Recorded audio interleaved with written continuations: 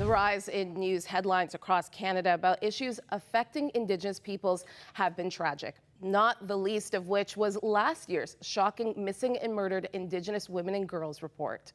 The report found persistent and deliberate human and Indigenous human rights violations and abuses are at the root cause behind Canada's staggering rates of violence against Indigenous women, girls, and people, and calls for transformative legal and social changes to resolve the crisis.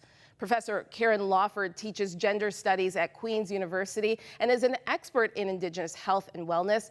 Professor Lawford, thanks for joining us again on Context today. Thank you for having me. So first question, the final report last year revealed multi-generational and intergenerational trauma and marginalization in the form of poverty, insecure housing, and homelessness, along with barriers to education, employment, healthcare, and cultural support. Has anything changed since this report? My understanding is that there's not been systemic solutions directed to the numerous issues raised in the report. The issues that we are seeing in this country are actually from systemic abuse, systemic racism, and goals to civilize and assimilate Indigenous peoples. I haven't seen a change, and I doubt anyone else has either. It's frustrating, to say the least, wouldn't you say, for those that invested in this report and yet to not see any change? It is frustrating. I think we might see pockets or small places of improvements to help people, but we're not seeing systemic change in this country. We're not seeing systemic change in the province of Ontario where I live, and we're not seeing systemic change even at the municipal level. During the inquiry, experts and knowledge keepers spoke to specific colonial and patriarchal policies that displaced women from their traditional roles in communities and governance, that diminished their status in society, leaving them vulnerable to violence. Is there a change there? Are you seeing a change in community?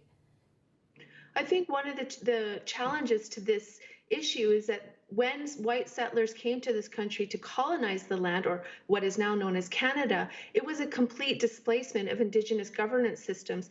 And with that, the loss of Indigenous women and Two-Spirits leadership within those governance systems. So these Indian Act reserves that we're seeing and engaging with at the federal level, do they represent our pre-colonial ideas in context of leadership and governance? And I don't think they do.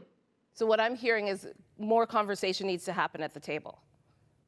Definitely more conversation and a change, a shift into the inclusion of Indigenous women and Two-Spirit leaders in our governance systems at all levels of governance, not just the ones that get to be at the big tables with federal leaders. Right.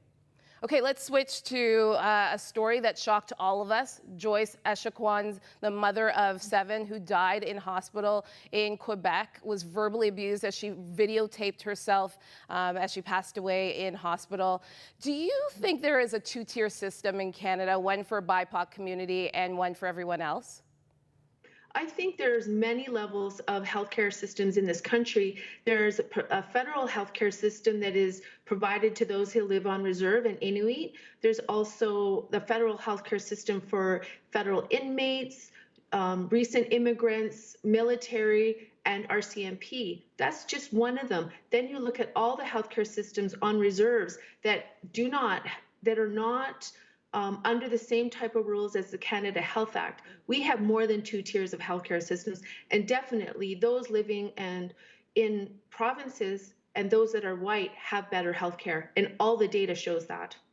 Okay, there's so much to talk to you about, Professor Lawford, but our time is up.